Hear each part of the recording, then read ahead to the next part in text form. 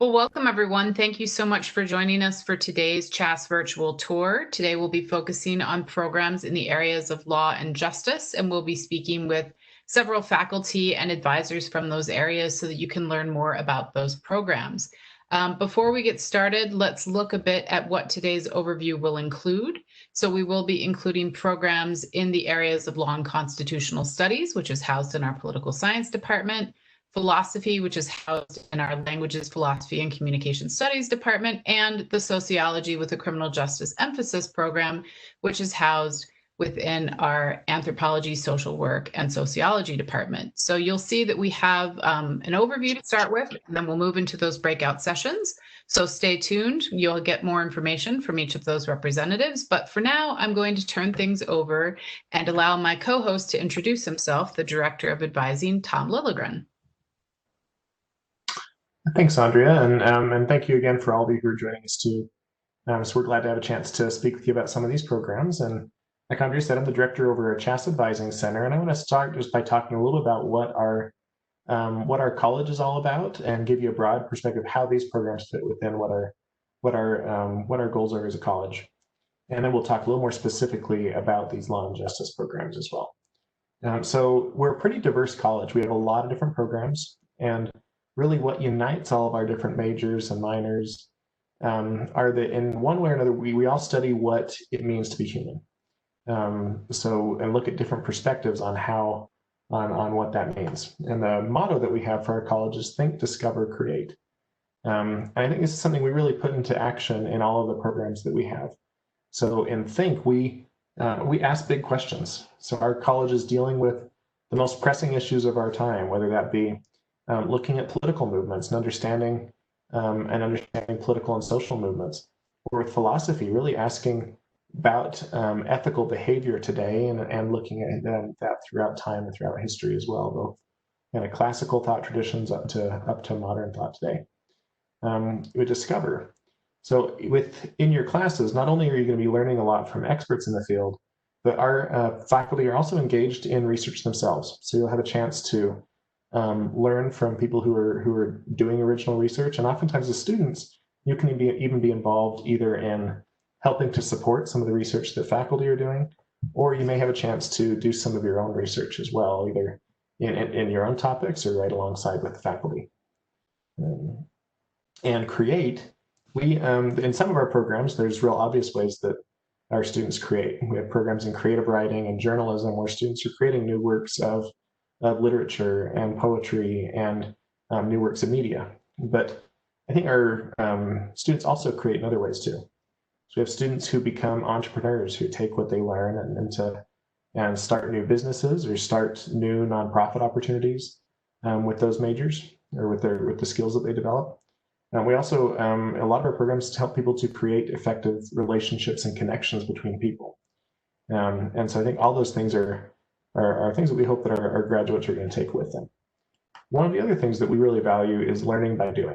And you'll see here a couple of different examples related to these areas we're looking at today of students putting what they're learning in the classroom into use in getting a lot of really great practical experience. So in this picture, we see interns both at our Utah State Capitol and United States Capitol.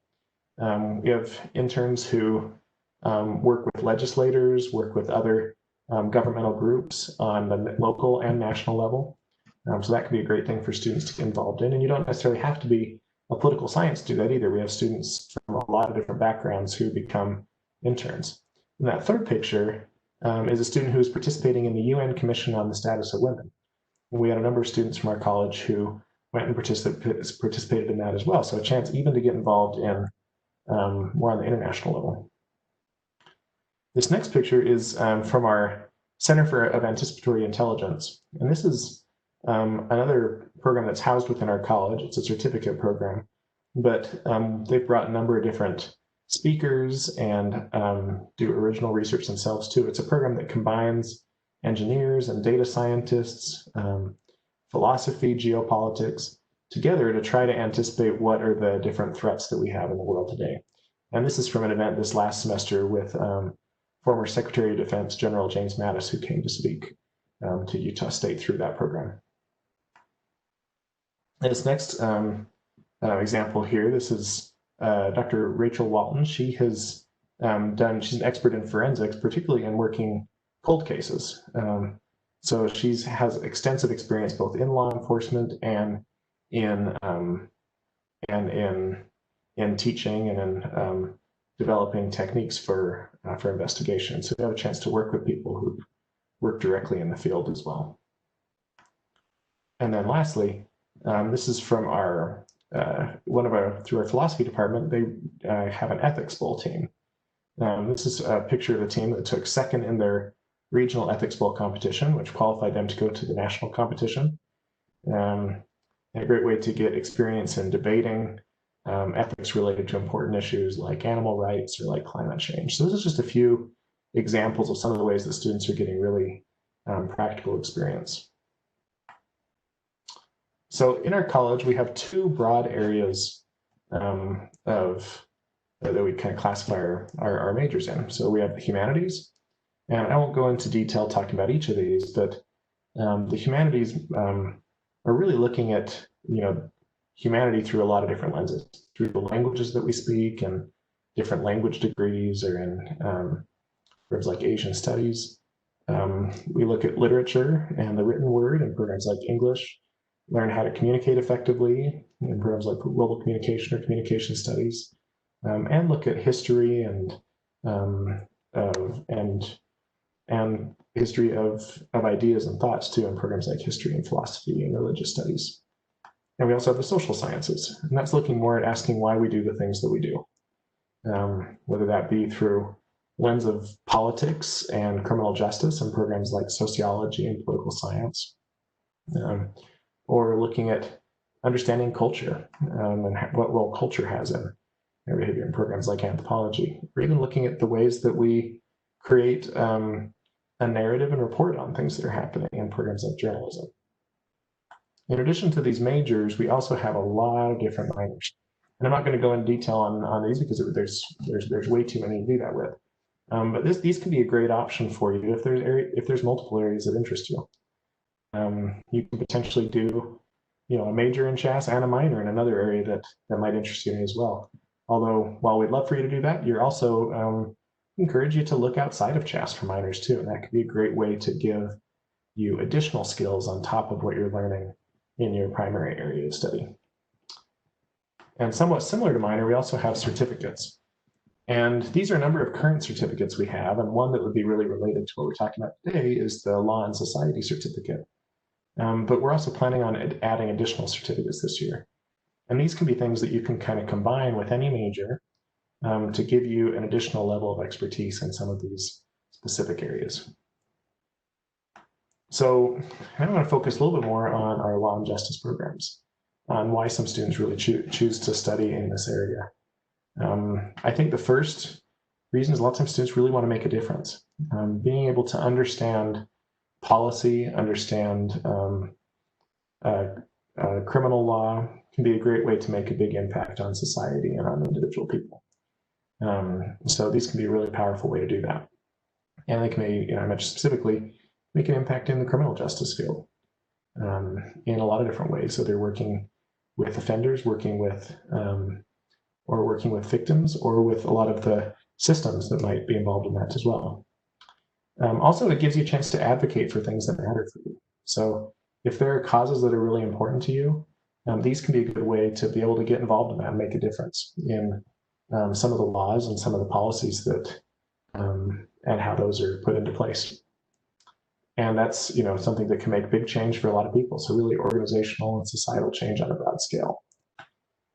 So some of the things that you're going to learn in these programs that will help you with this is you learn an appreciation for law and justice and how that impacts us in our everyday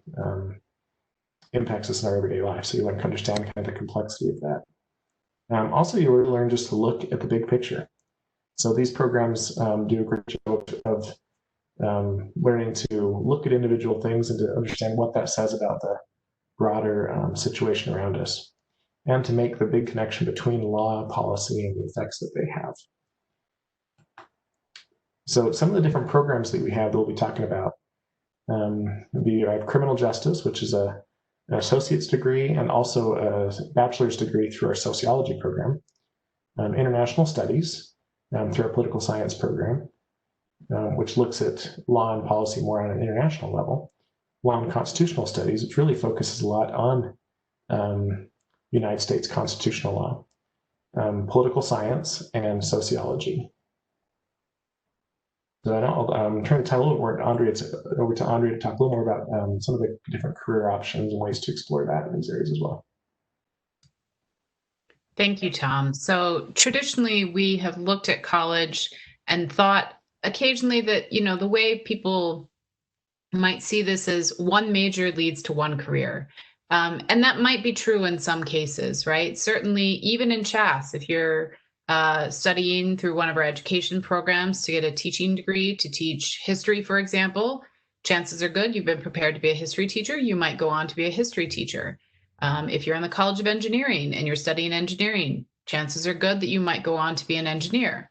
But increasingly, college calls for flexibility, and not just college itself, but the careers of today. If we think about the fact that there are careers that exist in 2020 that didn't exist 20 years ago when I graduated from college, for example. And the way to be flexible is to increasingly see that there are many different majors that can lead to a career path, or conversely, that one major can hold the key to many careers. And I think you'll see that in a lot of the programs we're going to talk about, especially today. There are programs in our college that prepare you to be a broad thinker, to approach complex issues. But in doing so, they prepare you to do well. For example, we recommend that students take philosophy classes to perform well on the LSAT and to go on to law school. We also have areas like criminal justice where you might be getting very hands-on practical experience while you're still in the classroom, and that will prepare you for a career in law enforcement. So I think it's really important for students to see that majors can take you in many different directions. And specifically, when we look at the attributes that employers are looking for today in candidates, and especially in the era of COVID, these soft skills still stand out. And in particular, I'd like to highlight a few of them: the ability to work in the team, the ability to communicate effectively, problem solving, analysis, flexibility, adaptability. These interpersonal skills are really things that will make a candidate stand out from others, because these are things that the employer can't teach you. These are things you have to learn as you're developing your goals for the future. Then you can go on to take on additional technical skills if needed. But having this strong foundation is really going to make you stand out when you're searching for that first career. And so today, as you learn about some of our programs, be thinking about broadly, what are the things you can do to achieve what it is you're hoping to achieve? As Tom mentioned at the start of this talk, there are a number of minors, there are a number of certificates, some of them within our college, some of them outside of our college, that will help you define yourself as an individual and give you the skills you need to succeed later. So I want to turn the time back over to Tom just to wrap up our overview before we go into our breakout sessions. Thanks, Andrea. And as we head towards these breakout sessions, we hope that you might find out a lot of information that can be useful for you about the areas that interest you today. But we know that there's probably other things that you're going to want to know too. So don't hesitate if you come up with questions at a later point, or if there's things that you'd like to know more about, that any of the people you're hearing from today would be more than happy to talk to you. So you'll get their contact information, and feel free to contact us anytime. Also, we hope that one of the resources you really take advantage of is your academic advisor.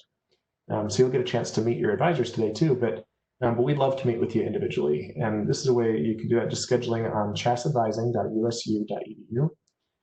We like to think in advising that we can kind of be your guide along the way that as you're studying here at Utah State, where we can help you to identify specifically what your interests are, and once you know that, to do everything we can to overcome any challenges to get to where you want to go with your degree.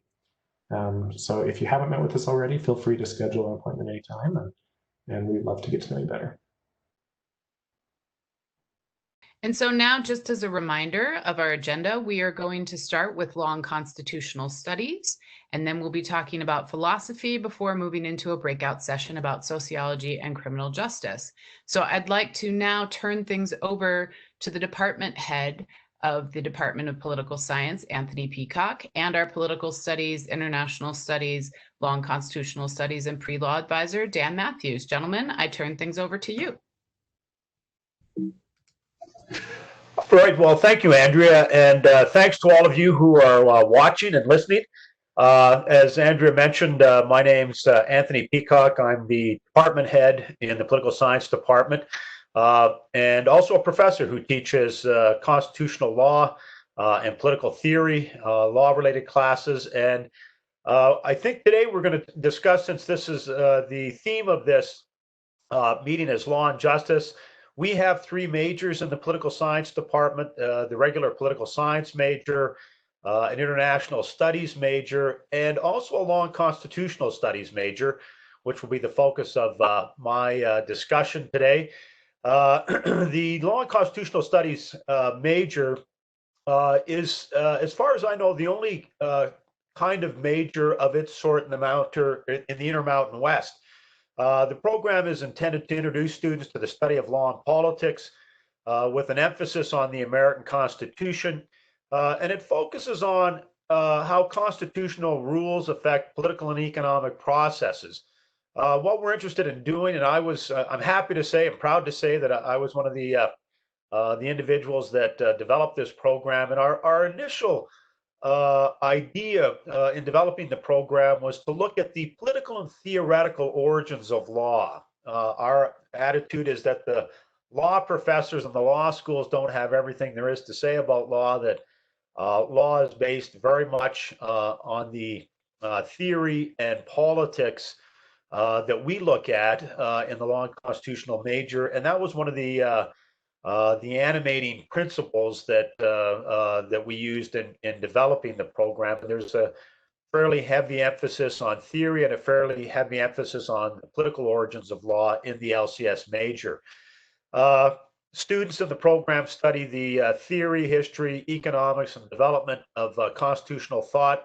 They also learn about natural and civil rights, a market economy, self-governing citizenry, voluntary associations, and the rule of law that is fundamental to most constitutional systems of government. You also have opportunities to pursue internships at both the federal, state, and in some cases at the local level and in private industry as well. Internships are available working for federal and state legislatures. We have students that go to Washington, D.C. To pursue federal internships. We have students that go down to Salt Lake for the legislative session that generally runs from the end of January through to the beginning of March, the Utah State legislative session. We also have students who have worked for regulatory agencies, lobbying firms, think tanks, corporations, and international students as well. One of the other things that we like to brag about in political science is that our faculty have been awarded the CHaSS, that is to say the College of Humanities and Social Sciences Teacher of the Year awards. We've won university-wide teaching awards and what's called the Robbins Award for Teacher of the Year. We have a faculty that we like to think interacts very well with students and has been heavily involved with our students at both the undergraduate and the graduate level. Some of our faculty have even published articles with undergraduate students and with graduate students. So they're very active in terms of their interaction with students. And also let me just say too about the internship program that some students like to work with Republican politicians. They're more Republican oriented. Some are more Democrat oriented. If you do, for instance, an internship in Washington, you're not with, say, a Republican member of Congress or a Republican senator from Utah. You can also work with senators and representatives from other states. And a good example of that recently was the late Senator Ted Kennedy in Massachusetts. He was a senator from Massachusetts, as many of you know. He was a Democrat senator. And Orrin Hatch, our recently retired Republican senator. They had a friendly competition between the two of them. Oftentimes, students in Massachusetts who wanted to internship with a Republican would intern with Senator Hatch in Washington from Utah. Those from Utah who were more Democrat in their politics often interned with Senator Kennedy. And both Senators Kennedy and Hatch had a friendly competition as to how many students from each other's states would intern in their office over the course of the year. They were good friends, as some of you may know. So there's there are a lot of different options available to students in terms of the types of internships you might do. It's a very bipartisan process. Our students have held a lot of important positions in Washington and Salt Lake. And it's not just with government that you can intern. You can intern with the Farmland Trust, the CIA, CNN, and other news networks, foreign embassies. Some have worked in other elements of private business or at the White House. So there are a lot of good internships available. Also, you should be aware that there are a number of scholarships that are available to our students as well. They generally apply for scholarships in the spring semester, and we have a number of different scholarships that apply to different types of programs that you might want to pursue. So feel free to look at our website and check those out as well. Finally, I just wanted to say something about career opportunities. I frequently get questions as department head, what can you do with a political science degree? In fact, you can do quite a bit. There are obviously political science degrees give you very good analytical and communication skills. You'll write a number of papers, you'll read a lot of books and articles, and develop good reading comprehension skills, all of which are critical for certain professions like the law profession. We have a lot of students that go on to law school and that practice law. You can get jobs doing obviously things like policy analysis in government and in the private sector. There are careers available working in the U.S. Senate and the U.S. House of Representatives. You can work for lobbying firms. You can work for the Foreign Service. We also have a lot of students that go into business. A lot of people think that political science is really just limited to the study of politics and the participation in politics, but a lot of our students actually end up going into the corporate and commercial sector of American society. So there are a lot of different options available to students when they graduate. And finally, just let me emphasize as well that I think that pursuing a degree in political science actually gives you a very good opportunity to take a variety of classes from a variety of faculty that have a wide array of political interests. It's not just sort of the practical side of politics. It also involves the theory side. I teach political theory. We have a couple of other faculty that teach political theory. So you can look at the broad scope of political philosophy and Western civilization. It's not just an narrowly focused discipline on everyday politics, although we do spend a lot of time looking at that. And we spend a lot of time looking at decisions by the Supreme Court. Arguably, the Supreme Court, many people think that it's the most powerful institution of all of the three branches of the federal government because it gets the final say on everything, on federalism issues, on abortion issues, free speech issues, as we saw over the last couple of weeks, on religion issues. It's a very important institution, and the Law and Constitutional Studies major spends a lot of time studying the court and the federal courts more generally as well. So let me end with that, and again, encourage you all to take political science. We'd love to have you in the program, and we'd love to see you in the Law and Constitutional Studies major. If any of you have any questions, you have my contact information, and I'm happy to talk to you over the phone or respond to any emails you might have, and hope to see you in the fall or at some time shortly in our classes. And with that, I'll hand things over to our fine advisor, Dan Matthews. And the floor is yours.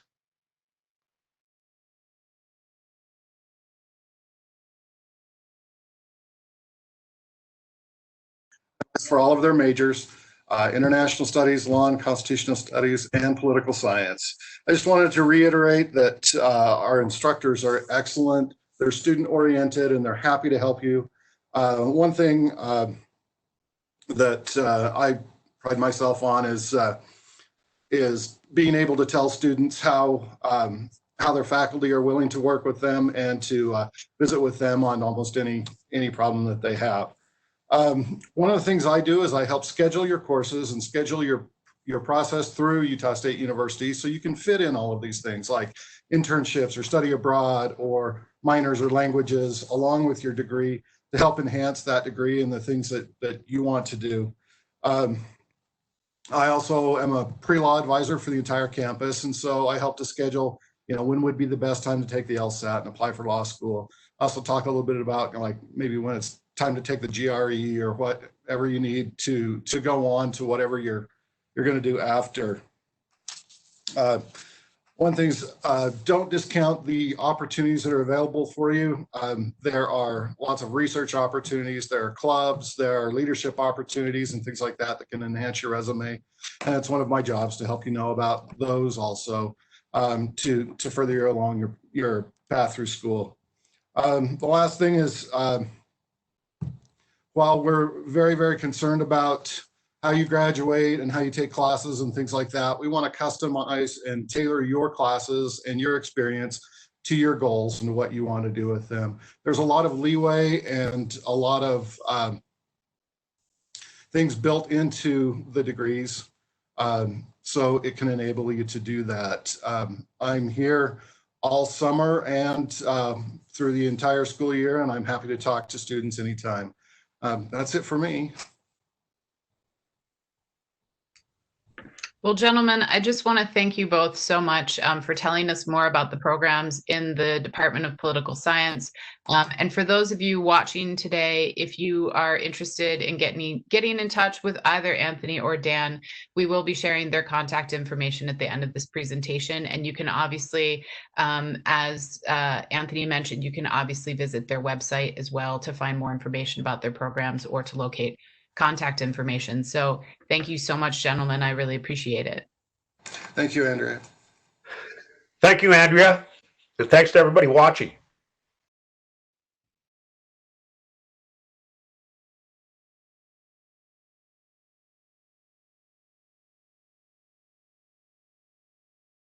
Charlie Huneman and our advisor of philosophy, Suzanne Wynn. Suzanne and Charlie, I turn things over to you.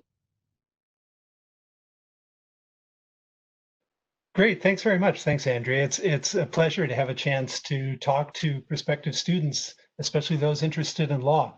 So I am a professor of philosophy. You can tell by this great big thing under my chin. And I thought I'd say a little bit about what philosophy is, because students don't often get exposed to philosophy in high school, and it might be sort of a mysterious kind of study to many folks. So philosophy falls into two great big areas. One is the area of what exists, meaning what is the universe? Is there a God? What causes things to happen in the universe? Do those causes make things inevitable, or is there space for human freedom? Even some kind of pedestrian questions like what is an object? What makes a chair a chair? And those sorts of questions, but also questions about value and beauty, questions of art, what makes something a work of art? Why does it have a special power over us, or does it have a special kind of power over us? So those are all questions of metaphysics, reality, possibly religion, science, and different kinds of explanation. Then the other area of philosophy is questions of moral value and moral obligation. So ethics and politics, what should we do? What do we owe one another? What should we have freedom to do independently of other people's desires or wishes or preferences?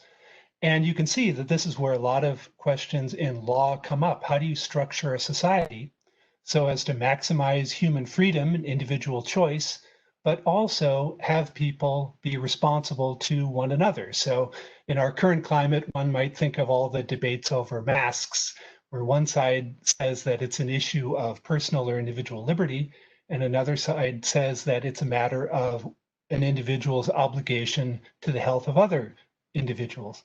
So there are social questions there, and then also questions about law, about the force of law. What makes law powerful? Is it just its enforcement?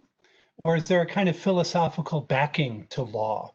Are there some laws that really don't count as genuine laws because they're not moral? Is there a moral dimension to legality? Or is it just a set of rules that human beings come up with to play by?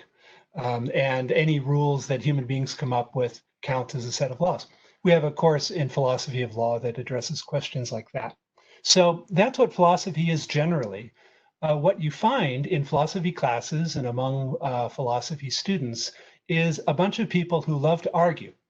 And that's not arguing meaning yelling and pointing in people's faces and calling them names and that kind of thing, but presenting reasons for views and considering objections to those views, and whether the reasons that somebody has for one view that they have are reasons that might push them towards another uncomfortable position on a different matter. So it's a push for consistency and wide understanding of the reasons that support various views, whether they're your views or views of people you disagree with.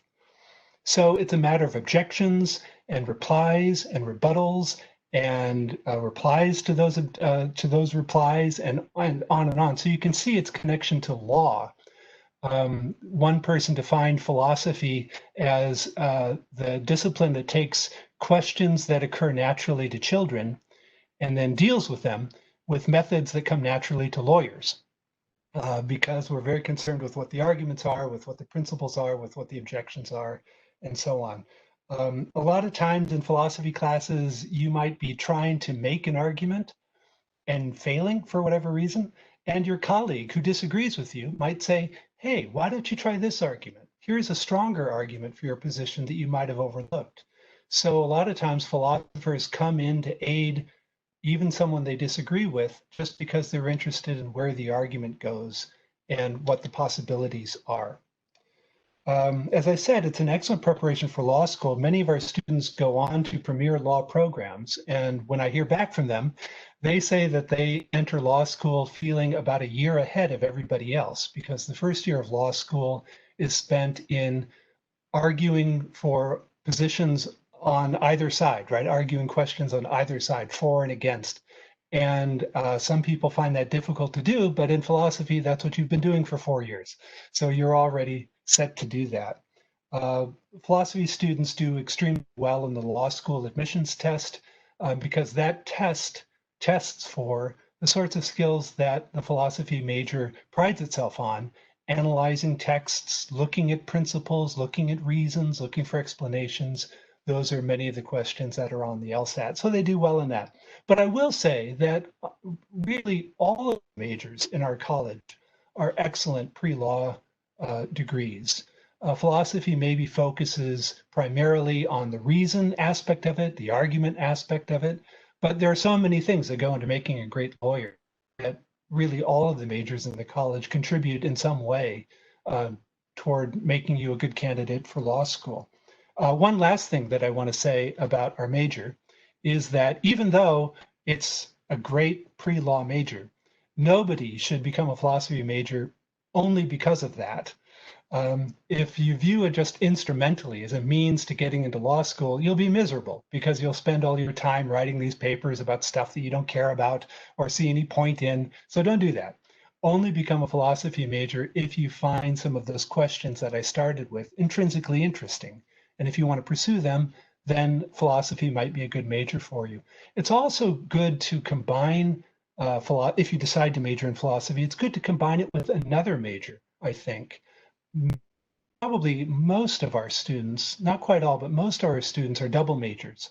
And they might be in economics and philosophy, or biology and philosophy. Many of our majors go on to medical school.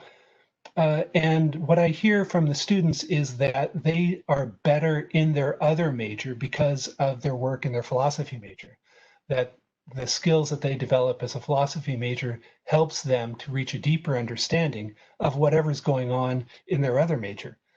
So I think it's kind of a level up. It's kind of a boost to whatever other interests that you might have. We have a lot of fun in philosophy probably because we're arguing over such abstract and difficult questions, and it's a bunch of intelligent folks getting together and having fun with their minds. And so you might consider taking a philosophy course, and if it appeals to you, you might consider majoring in it. That's all I've got. That's great, Charlie. You do a great job in introducing philosophy. I find with all my students that I talk to about philosophy, they just love it. They love their professors. They all do such a good job with introducing the subject and guiding them through all of that Charlie talked about. So me as the advisor, you will be coming to see me, and I'm happy to help with, if you have a second major, helping you to develop a plan each semester so that we can get everything completed nicely and efficiently, and you're able to graduate without any problems. So that's the most important thing, is come in to visit your advisor, and we're happy to help you. And one thing else about philosophy is they have such a great mentoring system that the professors are available to sit down and talk. Isn't that right, Charlie? And they are... Yeah, we love nothing more than that. Yeah. So visit them during their office hours or make an appointment, and they just love... And they do a readings and research class too, where you can delve into really deep things that you are very, very interested in, and write a paper about it and do research. So all those kinds of possibilities are there for you, and it's a great major. And so we're happy to help you in our department. Well, thank you so much, Suzanne and Charlie. I would agree. I mean, I feel, first of all, after listening today to Charlie's presentation, that I'm ready to declare my major as a philosophy major if I had heard that as a prospective student. And I also, in my experience of talking to alumni, our philosophy majors go on to enjoy careers in so many different directions. Obviously, the emphasis on today's talks has been about, law and justice programs, but, I've seen philosophy majors make great entrepreneurs because, again, they are trained in asking difficult questions and reasoning arguments, and that is a skill that you can apply to any number of careers. So thank you both so much for your time and in telling us about the philosophy program today. We really appreciate it. All right, and next we are going to go into our breakout session about criminal justice, and specifically about programs in the sociology department. And with me today, I have Scott Henry, who is a professor in the CJ program, and I have Reed Humans, who is the advisor for those programs. So Scott and Reed, I'm going to hand things off to you, put myself on mute, and tell us a bit more about these programs. Hey, thanks, Andrea. I'm excited to talk about the criminal justice program, not only because it's been my life for the last 35 years I've been involved with it. I'm a retired law enforcement, but there's so many options and so many exciting things that happen in the criminal justice world. One thing, there's a lot of bad publicity going on with police officers right now, but you can go into the criminal justice world and you do not have to be a police officer. There is a numerous avenue of different job opportunities, from probation and parole to even working with juvenile individuals in custody or in their probation parole. The attorneys start out in the criminal justice area unless they're totally civil, but it just opens up the gate and the doorway for so many. Many times today, the way we do our program, and I'll tell you in a minute why our program is just a little different, is police officers today just can't run down the street and use their force to do whatever they need to do. We have seen that. We've seen the problems that arise from that. And our program teaches people more down the avenue of how to deal with people and how to study people, more of a criminology type aspect. So we have sometimes looked at it and said, hey, we're social workers with firearms per se. But we deal very much down that same path in studying and understanding people. So our criminal justice program basically emerged from a criminal justice program that was in the College of Eastern Utah, merged with Utah State University about 10 years ago, and has developed and grown dramatically since then. We have a 2-year degree, our CJ associate's degree, that teaches you basically kind of the same things that you would get in any other CJ program around the state. Introduction to criminal justice, an emphasis in corrections. We have an emphasis that goes down the law section, and then the emphasis also that goes in the police arena and teaches them. You do those different things, those different classes that are involved in that, and then you can move down and either decide which way you want to go when you hit your upper division and work towards a 4-year degree. In ours, we are tied, since we do not have an actual 4-year criminal justice degree. Our 4-year degree is a sociology degree with an emphasis in criminal justice. Now, that emphasis is that first 2 years, basically. There are a few other little requirements that you have to get down the emphasis. You also have to have some sociology classes in the way of introduction to sociology, law and society, deviance, understanding some of these social mental illnesses. So we go down that path in that sociology of trying to interest or understand why crime happens and what can we do to understand the people to be better officers or better law enforcement or criminal justice workers, whether you're in social work or any of them. With that, we also have our CJ minor that is a good companion with numerous other programs. We find a lot of people who take psychology majors who then hook up and get a CJ minor. Social work, of course, we run hand in hand with that very much. The sociology program very much hooks into that. Numerous other little emphases and disciplines that you can use a CJ minor as. And so one of the good things about our program is we've kind of built it and we call it stackable. So there are classes you can take in your first 2 years that you can also use as some of the needed classes when you get to the minor, as well as some of the needed classes you get or would need for the emphasis degree. So it works really good for somebody that starts out and can move all the way through to the end and not have to take a lot of unneeded classes, but keep them structured very well to that end.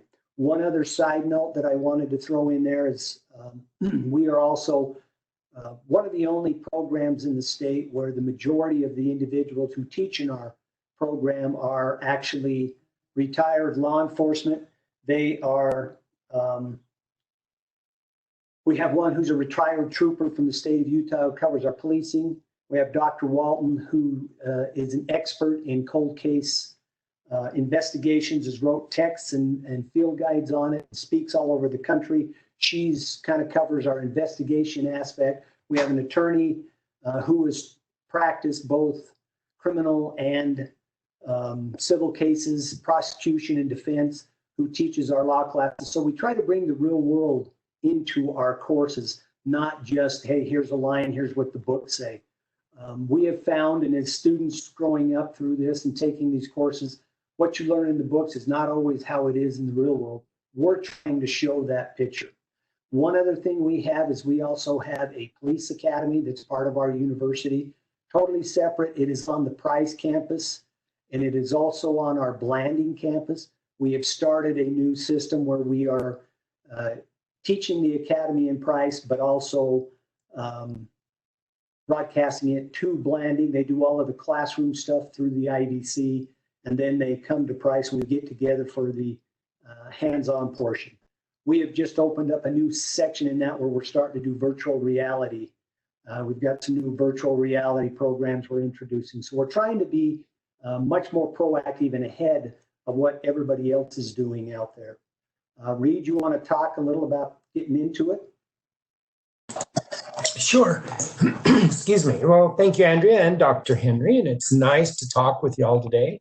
Nice to see that there's some interest in the program. My name is Reed Humans, and I am the a professional advisor for sociology, social work, and criminal justice. And in my opinion, advising is a co-op. Both the advisor and the student is active in choosing their classes to a point. There's some that are offered only at certain times, but it's a joint effort. And so I really like sitting down and meeting with the students and getting a plan going and having an ongoing relationship with you through the 2 or 4 year process. Anyway, for those of you that are coming in from out of state, transferring from out of state schools, and if you're bringing in an associate's degree, it's quite important for you to set an appointment as soon as you can, so that we can go over that and make sure that all your gen eds have properly been met with the state of Utah. And then that way we know that that part's just done. But anyway, yeah, and whatever you need. Currently, I'm working from home, and I'm sure you're going to be taking classes from home too, probably during this crazy time we're living in. Hey, let's get together. Let's visit. The sooner the better, because as soon as August hits, boy, I'll tell you, my appointments fill up really quick. So I look forward to meeting with you, and anything you need, let me know. I'm happy to help. Excellent job, Reed. We appreciate it. And Reed is our know-it-all when it comes to advising for CJ and sociology. He does a fantastic job. With that, your transfer information that comes in, I am actually the transfer evaluation person that goes through all of the CJ stuff that's transferred in. So yes, the sooner you get that stuff in, easier it is for us to get your program online. So come see us. We think we've got a great program, and we haven't really had anybody that's joined and said, hey, I don't like this, I want to leave. We actually get more that say we want more and want to stay here. So come see us. We'll have a great time. Well, thank you so much, Scott, and thank you so much, Reed. We really appreciate it. It's so nice to hear more about this program. It is an area I get asked about a lot when I'm at recruiting events. I have a lot of students who are interested in aspects of criminology, or, as you say, understanding the human experience and being able to help people and really make a difference. And this is yet another way through CHaSS that people can do that. So with that, if you have any questions, I'm going to go back to my slides, because I do want everyone watching to have contact information for everyone that we've heard from today. So if you have questions for any of our presenters, I have their email addresses listed here. I have my email address listed and that of my co-host, Tom Lilligren. Please, as everyone has said, reach out to us. We're here as a resource for you, whether it's making an appointment with an advisor or reaching out to a faculty member to find out a bit more about the specifics of that program. Feel free to do so. These resources are available to you. One other resource I'll point out is this link here at the bottom of your screen in green, the chas.usu.edu Explore link. That will take you to all of the virtual tours we've held this summer, including this one. And that means that if you learned about a program today, but you want to hear about other programs in the same department, or you want to come back and rewatch this, you have the opportunity to do that at that link.